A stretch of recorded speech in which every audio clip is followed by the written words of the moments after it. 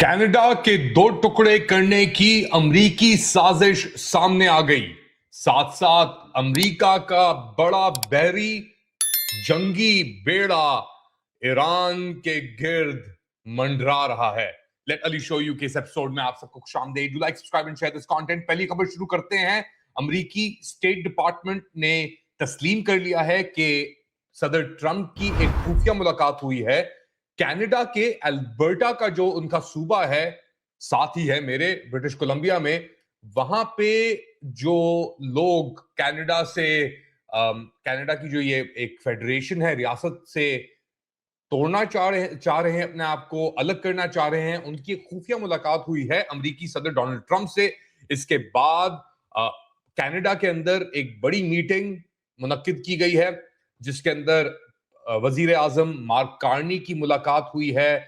जो जितने भी कैनेडियन आप कह लें, गवर्नर कह लें, उन्हें प्रीमियर कहते हैं कनाडा के अंदर गवर्नर को, और गवर्नर रूल एक तरीके से चलाता है। वजीर आला की पोजीशन और गवर्नर की पोजीशन कनाडा के अंदर एक है। तो अल्बर्टा की जो गवर्नर है डैनियला स्मिथ, वो भी शामिल हुई हैं, और जो ब्रिटिश कोलंबिया जो बिल्कुल लगता है साथ अल्बर्टा के, उसके प्रीमियर डेविड ईबी वो भी शामिल हुए हैं। और उन सब ने बड़ी खैर डैनियला स्मिथ ने तो इतने सख्त अल्फाज इस्तेमाल नहीं किए, मगर डेविड ईबी ने कहा कि जी जो लोग कनाडा से को छोड़ना चाहते हैं और खुफिया तौर पे बात कर रहे हैं सदर ट्रंप से, वो बगावत कर रहे हैं और उनके साथ बागियों वाला ही इंजाम होना चाहिए। आपको बताता हूं कि स्पेसिफिकली क्या बात हुई। मार्क कार्नी कनेडियन वजीर आजम की मुलाकात कनाडा के प्रीमियर से ऑटोवा के शहर में हुई, जो दारुल हुकूमत है कनाडा का। और ऐसे वक्त पे हुई जब अमेरिका ने कनाडा के ऊपर बड़े ही टैक्सेस टैरिफ्स लगाए हुए हैं। दोनों की इकोनॉमीज पिछले कई दहाइयों से, दूसरी जंग अजीम के बाद से एक साथ ही ऑपरेट कर रही थी, यकसा ही एक तरीके से देखी जा रही थी, ऑपरेट कर रही थी। अमेरिका की गाड़ियां कनाडा में बनती थी, कनाडा की गाड़ियां अमेरिका में जाके असेंबल हो रही थी। कंपनीज अमेरिकन थी, Ford, general Motors, so on so fourth. 80-90% तक तिजारत एक दूसरे के साथ हो रही थी। जब से डोनाल्ड ट्रंप आए, तो ये जो ताल्लुकात थे ये आहिस्ता आहिस्ता बिगड़ना शुरू हुए, और फिर ट्रंप ने धमकियां देना शुरू की कि हम कनेडियन लोहे के ऊपर, स्टील प्रोडक्ट्स के ऊपर टैक्सेस लगाएंगे, उनकी इंपोर्ट के ऊपर। अगर कनाडा से ये कंपनियां, जो अमेरिकी कंपनियां थी, फोर्ड और जनरल मोटर्स और दीगर और कंपनियां, क्राइस्लर जैसे, वो शिफ्ट नहीं की उधर, उन्होंने प्रोडक्शन। कनाडा के प्राइम मिनिस्टर उस वक्त थे जस्टिन ट्रूडो।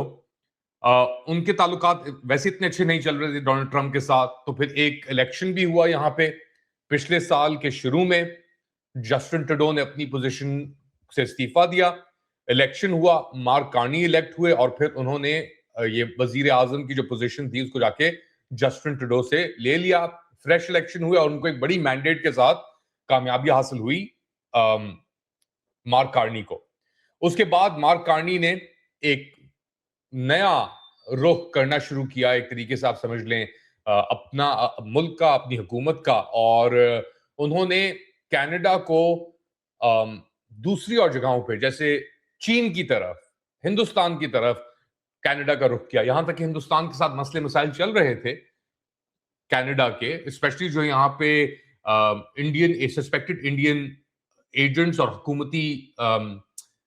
हुकूमती वहां पे जो एक्चुअली कनेडियन आरसीएमपी और उनके खुफिया अदारे कहते हैं कि जी हिंदुस्तानी हुकूमत के साथ जाके लगा, मगर उसके बावजूद इन्होंने अपने ताल्लुकात फिर बहाल किए। इंडिया के साथ भी, चाइना के साथ भी। चाइना के साथ उनके ताल्लुकात बड़े खराब हो गए थे 2020 से लेकर, जब कनाडा ने अमेरिका के एक ऑर्डर के ऊपर हुआवे की जो चीफ ऑपरेटिंग ऑफिसर थी, वैंकूवर आई हुई थी, उन्हें पकड़ा और यहाँ पे हिरासत में रखा कनाडा के एक अमेरिका के एक स्टैंडिंग ऑर्डर के ऊपर। मगर पिछले 3 हफ्ते के अंदर मार्क कार्नी ने एक मेजर रीओरिएंटेशन की है कनेडियन इकोनॉमी की, और चाइना गए वो, वहां पे इन्होंने एक इलेक्ट्रॉनिक ईवी व्हीकल्स, गाड़ियों की भी डील साइन की कि कोई उनके ऊपर टैक्स नहीं लगेगा एडिशनल कनाडा आने में। यहाँ पे प्रोडक्शन प्लांट्स की भी बात की जा रही है कि वो आके अपने प्रोडक्शन प्लांट्स तक करें।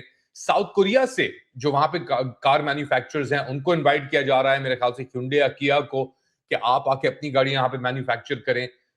तो इसके जवाब के अंदर अमेरिका ने और बेसिकली थ्रेटन किया है, धमकियां दी हैं कनाडा को कि अगर आपने ऐसा किया तो हम आपके साथ और ज्यादती करेंगे, हम आपको और रगड़ेंगे और टैरिफ्स लगाएंगे आपके ऊपर। और इसके दौरान खबर एक आई थी कुछ ही अर्से पहले कि जी अल्बर्टा का जो सूबा है, कंजर्वेटिव सूबा समझा जाता है कनाडा के अंदर, उनके भी कुछ थोड़ी लक्षण और हरकतें अमेरिका के वाइल्ड वेस्ट की तरह हैं। तो वहां से कुछ लोग हैं जो अलग यानी अपने आप को अलग करना चाहते हैं कनेडियन फेडरेशन से। उनकी मुलाकात हुई। अब स्टेट डिपार्टमेंट ने कंफर्म भी कर दिया कि अल्बर्टा के अंदर जो सेपरेटिस्ट हैं उनकी मुलाकात हुई ट्रंप इंतजामिया से खुफिया तौर के ऊपर। इसके जवाब के अंदर मार्क कार्नी ने कहा है कि हम चाहते हैं कि अमेरिका कनाडा की कनेडियन रियासत की जो खुद मुख्तारी है उसकी इज्जत करे, यानी कनाडा को तोड़ने की कोशिश मत करे। अब ये तो अल्बर्टा में हो रहा है, कनाडा के अंदर एक हिस्ट्री भी रही है। अगर आपको याद पड़े 90 की दहाइयों में यहां पे रेफरेंडम भी हुआ था क्वेबेक के अंदर, जिसके अंदर यह कहा गया था कि जी क्यूबेक को अलग होना चाहिए कि नहीं होना चाहिए कनाडा से। वो तो फेल हो गया था 90s के जो रेफरेंडम था। वो किया था ब्लॉक क्वेबेकवा ने पुश किया था उसे, उस वक्त वो हुकूमत में भी थे। यहां पे एक मुख्तलिफ सिचुएशन है क्योंकि ये लोग, इसके अंदर ऑयल इंटरेस्ट भी शामिल है अल्बर्टा के अंदर, इसके अंदर एग्रीकल्चर इंटरेस्ट भी शामिल है, लॉयर्स भी शामिल है कुछ। तो अब हम देख रहे हैं कनाडा के अंदर दो प्रोविंसेस के अंदर, शायद क्वेबेक के अंदर दोबारा ये जो अलग पसंदी की एक आग है, हवा है, लहर है, वो भी उजागर हो जाए। अल्बर्टा के अंदर तो है ही है। मगर अब ये लग रहा है कि एक अमेरिका की तरफ से कोशिश की जा रही है कि कनाडा के सूबों को एक बहाना बना के उनके अंदर ये जो अलग पसंदी की तंजीमें हैं, मूवमेंट्स हैं जो चली हुई हैं, इनको इस्तेमाल करके तोड़ा जाए। अच्छा, इसके ऊपर जो ब्रिटिश कोलंबिया के आप गवर्नर कह लें, वजीर आला के जो प्रीमियर हैं जो एक तरीके से डेविड ईबी, उन्होंने भी एक स्टेटमेंट दिया है कि उनसे सवाल पूछा गया कि आप क्या कहते हैं जी अल्बर्टा के अंदर ये सब कुछ हो रहा है। तो सुने डेविड ईबी ने क्या कहा इसके जवाब के अंदर। These are not Albertans. Albertans overwhelmingly want to stay in Canada. This is a small group of people that live in Alberta that don't want to be part of Canada, don't want to be part of Alberta. And I think that all of us, myself, Premier Smith, every premier, has a role to play to say that this is unacceptable conduct. तो David EB, British Columbia के premiere, एक तरीके से वो वजीर आला governor की position जो कंबाइंड है यहाँ पे, वो कहते हैं ये जो खुफिया मुलाकातें हैं ट्रंप इंतजामिया और अल्बर्टा के अंदर अलग पसंद कुव्वतों के दरमियान, ये बगावत एक तरीके से समझी जानी चाहिए। तो वो तो बहुत सख्त अल्फाज इस्तेमाल कर रहे हैं। साथ साथ अल्बर्टा के जो वजीर आला हैं, प्रीमियर हैं, गवर्नर हैं, उन्होंने कहा है कि जी हमें समझना पड़ेगा कि ये सब कुछ क्यों हो रहा है। अल्बर्टा के अंदर लोग जो हैं उनके दिल बड़े उकसे हुए हैं, वो बड़े नाराज हैं कि जो कुछ हो रहा है मुल्क के अंदर इकोनॉमी को लेकर या किसी और चीजों को लेकर, अल्बर्टा को उसका शेयर नहीं मिलता, उन चीजों को लेकर। And that they would confine their discussion about Alberta's democratic process to Albertans and to Canadians. And I will raise that with my delegate in Washington so he can raise it with members of the administration. तो ये उन्होंने कहा कि ये चीज हमें देखनी पड़ेगी, मगर कनाडा की जो सालमियत है उसके ऊपर कोई कॉम्प्रोमाइज नहीं हो सकता। और अमेरिका को और व्हाइट हाउस को, ट्रंप इंतजामिया को कनेडियन सालमियत की इज्जत करनी होगी। ये अल्बर्टा की प्रीमियर डैनियल स्मिथ। अच्छा, डैनियल स्मिथ की मुलाकात भी हुई थी डोनाल्ड ट्रंप के साथ कुछ अरसे पहले, और उसके वो भी एक तरीके से बड़ी ही शक व शुबात की निगाह से देखी गई थी उस चीज को। अच्छा, इसके अंदर बहुत सारे लेवल्स हैं। एक है पाइपलाइन, कि अल्बर्टा के पास तेल बहुत है, ऑयल सैंड्स वहां पे मौजूद हैं। ऑयल सैंड्स है कि जमीन के अंदर इतना तेल है कि पूरी की पूरी यानी जमीनें ऊपर उभर के आता है वो, और उसको साफ करने का प्रोसेस बड़ा इंटेंसिव है, बड़ा गंदा प्रोसेस है। मगर अल्बर्टा अपना तेल कनाडा के और सूबों के अंदर इतनी आसानी से ट्रांसफर नहीं कर सकता था क्योंकि पाइपलाइन, एनवायरमेंटल इश्यूज हैं बहुत सारे इन्वॉल्व, जो यहाँ के ओरिजिनल मुकीम हैं, नेटिव फर्स्ट नेशंस, पाइपलाइन उनके एरिया से भी गुजरनी होती हैं तो वो अलाउ नहीं करते। तो बड़ा कॉम्प्लिकेटेड एक प्रोसेस था, मगर अब एक पुश की जा रही है कि जी पाइपलाइन गुजारी जाए कनाडा वाइड, जो अल्बर्टा से तेल लेकर जाए ब्रिटिश कोलंबिया और यहाँ पे जो पैसिफिक ओशन है उसकी तरफ, और दूसरी जानिब क्वेबेक, ऑन्टेरियो, जहां पे सबसे ज्यादा आबादी है कनाडा की, उस तरफ। उसके बीच में रुकावटें हैं, मगर कोशिश ऑब्वियसली एक पुश हैगा कि इस चीज को अब थ्रू किया जाए। इनफैक्ट अल्बर्टा से अमेरिका की तरफ ज्यादा तेल जाता है निस्बतन कनाडा के अंदर ट्रांसपोर्ट होना। तो ये एक चीज है जिसके ऊपर अब बात की जा रही है। और क्योंकि इकोनॉमिक हालात और दुनिया के अंदर जो एक नया एक न्यू वर्ल्ड ऑर्डर की जो बात की थी मार्क कार्नी ने डावोस के अंदर, उसके बाद ये सब कार्रवाइयां एक तरीके से इन्होंने तेजी पकड़ी है ना, क्योंकि ट्रंप तो पहले कह रहा था कि ये कनाडा अमेरिका का 51st स्टेट है। ट्रूडो को वो गवर्नर ट्रूडो कह रहा था, कार्नी को भी उसने गवर्नर कार्नी कहना शुरू कर दिया है। बड़ी इंटरेस्टिंग सिचुएशन है ऑब्वियसली, और इसके ऊपर अगले कुछ दिनों के अंदर और तफसीलात सामने आएंगी। ये तो हो गया एक तरफ के अमेरिका और कनाडा के दरमियान जो एक ताल्लुकात के अंदर बड़ा मुश्किल सिचुएशन डेवलप हुई है। दूसरी जानिब अमेरिका और ईरान के दरमियान एक जंग की सूरत हाल हमारे सामने मौजूद है, जिसके अंदर अमेरिका के सदर डोनाल्ड ट्रंप ने खुली खुली ईरान को एक बार फिर धमकी दी है कि अगर आपने हमसे डील नहीं की तो हमने आपकी तारीख के अंदर जो सबसे बड़ा एक जंगी बेड़ा जमा किया है आपके इर्द गिर्द, हम उसको आपके ऊपर छोड़ देंगे। और अब ट्रंप ने कहा है कि वक्त कम है ईरान के पास, अगर उन्होंने करना है कोई डील हमसे करनी है अपने न्यूक्लियर प्रोग्राम के ऊपर तो अभी वक्त है, और अगर डील नहीं की तो ये जंगी बेड़ा जो बहुत तेजी से आपकी तरफ आ रहा है वो बड़ी कुव्वत के साथ और बड़े इत्मीनान और बड़े जज्बे के साथ आपके ऊपर छोड़ दिया जाएगा।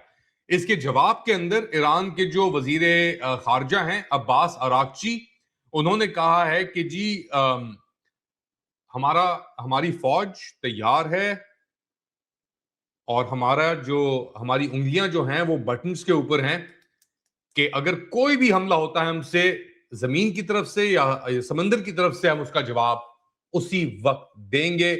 ईरान ये भी कहता है कि जो इनका एटमी प्रोग्राम है वो अमन के लिए है, वो अपने लोगों को एनर्जी प्रोवाइड करने के लिए है और किसी के खिलाफ वो इस्तेमाल नहीं होगा। कोई भी इरादा नहीं है ईरान का उनके मुताबिक कि वो एक न्यूक्लियर बॉम्ब या एटमी हथियार बनाए।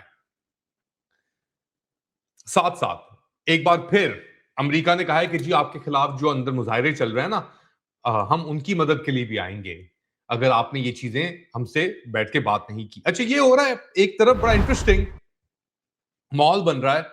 अमेरिका के अंदर बेस्ड ह्यूमन राइट्स ग्रुप्स जो हैं, human rights activist news agency, उसका दावा है कि 6300 लोग मारे गए एक हफ्ते के अंदर ईरान में, जिसके अंदर 5925 मुजाहिरीन थे। दिसंबर के आखिर में ये सब कार्रवाई शुरू हुई। अच्छा, साथ साथ ये जो ग्रुप है अमेरिका के अंदर बेस्ड ने कहा कि 17,000 जो लोग मारे, उनके पास रिपोर्ट्स हैं कि 17,000 लोग मरे हैं इस पूरी कार्रवाई के अंदर, और 3 हफ्ते के अंदर ये सब कुछ हुआ है। एक और group Norway based Iran human rights ने कहा है कि जी जो कुल लोगों के मरने की तादाद है वो तकरीबन 25,000 है, मगर ईरान ने इसके ऊपर तकरीबन 3, 3.5, 4,000 लोगों की तस्दीक की है कि वो मारे गए हैं। वो कहते हैं कि ज्यादातर मारे गए हैं मोसाद और उनके एजेंट्स की तरफ से। ये ईरान का दावा है। अब दूसरी तरफ से ऑब्वियसली ईरान की जो एक्सपैट कम्युनिटी है, जिसके अंदर बड़े रजा पहलवी के बड़े चाहने वाले इस किस्म के लोग मौजूद हैं, वो कहते हैं कि नहीं जी, तादाद ऐसी है कि हम आपको बता नहीं सकते, हम जिक्र नहीं कर सकते, ऐसा हुआ है। और उनकी दास्तानें तो आप जानते ही हैं कितनी लंबी लंबी चलती हैं वहां पे। अब अगर अमेरिकन पोजीशन देखी जाए तो कहां कहां अमेरिकन फोर्सेस मौजूद हैं। USS Abraham Lincoln, US aircraft carrier जिसके ऊपर F-35 है, F-18 है, वो गल्फ ऑफ ओमान के अंदर इस वक्त मौजूद है। कतर के अल उदैद एयरबेस के अंदर भी अमेरिकन क्या कहते हैं फाइटर जेट्स और ब्रितानवी फाइटर जेट्स वो लोग मौजूद हैं। बहरीन के अंदर डिस्ट्रॉयर्स और कॉम्बैट शिप्स खलीफा बिन सलमान एयरपोर्ट के अंदर, खलीफा बिन सलमान पोर्ट बंद के अंदर मौजूद हैं। जॉर्डन के अंदर फाइटर जेट्स मुवफ्फक सल्ती एयरबेस के अंदर मौजूद हैं। इसके दौरान सऊदी अरब ने, मुत्तहदा अरब अमीरात ने, अजरबैजान ने स्टेटमेंट्स इश्यू कर दिए हैं कि हम किसी भी हमले को जो अमेरिका की तरफ से होगा हम अलाउ नहीं करेंगे कि हमारी एयर बेसेस इस्तेमाल की जाएं ईरान के खिलाफ। तो उन्होंने परमिशन देने से इनकार कर दिया। इसके अंदर इंटरेस्टिंगली मुत्तहदा अरब अमीरात भी शामिल है। मुत्तहदा अरब अमीरात की इंटरेस्टिंग कहानी यहाँ पे ये आपको बताऊं कि वो एक तरफ तो इजराइल के साथ बड़े चमी हुए हैं, तो इसके ऊपर एक कहानी आती है। जंगल में शेर के पास खबर आती है कि भाई वो शेरनी के साथ ज्यादती हो गई है। तो शेर बड़ा गुस्से में आता है और सब जानवरों को वो बुलाता है, इधर लेके आओ, अभी मैं देखता हूं सबकी ऐसी की तैसी। तो एक खौफ का माहौल फैल जाता है पूरे जंगल में और हर कोई भाग रहा होता है छुपने के लिए। मगर एक छोटे से कोने में आवाज आ रही होती है कोई गाने की, और वो ढोल बज रहे होते हैं, ढक ढक ढक ढक ढक ढक। तो एक कोई और जानवर जाके देखता है तो वहां पे एक छोटा सा चूहा होता है, माउस यानी, वो नाच रहा होता है, भंगड़े डाल रहा होता है। वो कहता क्या पागल हो गया भाई, वहां पे शेर सबका कत्ल करने के लिए खड़ा हुआ है और तू यहाँ पे लुडियां डाल रहा है, क्या हो रहा है ये? तो वो जो चूहा होता है वो बड़ा खुश होके कहता है, असा भी लाइने चाह। तो यही हाल कुछ मुत्तहदा अरब अमीरात का है कि हमला कोई और करने आ रहा है, इत्तेहाद किसी और के साथ है, और सीना चौड़ा इस तरीके से कर रहे हैं कि जैसे यही जंग रोकेंगे ईरान के खिलाफ। तो यही हाल है इनका। अब क्या कहें इनके ऊपर, ये मुनाफिकत जो भरी हुई है पूरे खित्ते में। पाकिस्तानी भी बज़ाहिर तौर के ऊपर हम ईरान के साथ खड़े हुए हैं, ईरान के साथ खड़े हुए हैं, मगर अंदरूने हाल पाकिस्तानियों का आप जानते हैं कि वो किसके एजेंट हैं, वो किसकी आशा के ऊपर और निशानों के ऊपर, इशारों के ऊपर काम कर रहे हैं, वो हम जानते हैं। एक और जानने से पहले एक इंटरेस्टिंग खबर आपको देता चला जाऊं। 24-48 घंटे पहले ये खबर मैंने आपके सामने रखी थी कि जो सीरियन सदर हैं, इंटरिम सदर अहमद अल शरा की मुलाकात हुई है रशिया में व्लादिमीर पुतिन से। अब जो मुत्तहदा अरब अमीरात के सदर हैं मोहम्मद बिन जायद, बड़े ही वो प्रेशर के अंदर आए हुए हैं आजकल, आप जानते हैं। बज़ाहिर तौर पे तो यहां तक कि सऊदी अरब से कुछ स्टेटमेंट्स आए कि ठंडा होने के लिए सिचुएशन को, वो पहुंचे हुए हैं रशिया और उनकी मुलाकात हुई है क्रेमलिन के अंदर सदर व्लादिमीर पुतिन से। बाहर तो ऑब्वियसली इस तरह का बड़ा एहतमाम नहीं हो सकता, मगर बड़ा इंटरेस्टिंग था। क्रेमलिन इतना बड़ा है और एक तरफ से आ रहे थे चलते हुए व्लादिमीर पुतिन, दूसरी तरफ से आ रहे हैं चलते हुए एमबीजी, और एमबीजी जो इजरायली कैंप के अंदर भी हैं, अमरीकी कैंप के अंदर भी हैं, हर कैंप के अंदर है, मगर सऊदी अरब के साथ लगी हुई है उनकी आजकल। वो मिल रहे हैं रूसी सदर व्लादिमीर पुतिन से। एक और खबर, टर्किश वजीर खारजा जो हकान फिदान है, बड़े ही अहम किरदार हैं ये भी, उनका दावा है कि जी हम ना तो टर्किश सुप्रीमेसी चाहते हैं, ना हम अरबिक सुप्रीमेसी चाहते हैं, ना हम किसी और चीज सुप्रीमेसी चाहते हैं। अल जजीरा के साथ वो इंटरव्यू दे रहे थे और उन्होंने इस इंटरव्यू के दौरान ये कहा कि हम एक मिडिल ईस्ट नेटो बनाना चाहते हैं, यूरोपियन यूनियन बनाना चाहते हैं। मिडिल ईस्ट के अंदर एक मिडिल ईस्ट यूनियन जहां पे टर्की, अरब ममालिक सब मिलके काम कर सकें और अपनी जो इकोनॉमीज हैं, अपने दिफा को आगे बढ़ा सकें। ये उनका दावा है। ऑब्वियसली टर्की नेटो का भी हिस्सा है, बड़ा अहम है अमेरिका की दिफा और रीजनल डिजाइन्स के अंदर भी। You can make what you want out of this. क्या समझते हैं आप लोग इन सब हरकतों पे, मूवमेंट्स पे? कनाडा अमेरिका के दरमियान जो बगावत के दावे किए जा रहे हैं एक तरफ से, दूसरी तरफ ईरान और अमेरिका को लेकर जहां पे धमकियां चल रही हैं, मगर साथ साथ कोशिशें भी हैं रीजनल ममालिक की कि जंग ना हो। अब उसके अंदर मुत्तहिदा अरब अमीरात भी शामिल है कि हम अलाउ नहीं करेंगे अपनी एयर स्पेस को। उनकी एयर स्पेस वैसे है कितनी, या आप खुद ही जाके मैप के ऊपर देख सकते हैं। फिलहाल इतना ही। Do like, subscribe and share this content. थोड़ी देर बाद दोबारा हाजिर होऊंगा अपडेट के साथ। तब तक के लिए टेक केयर।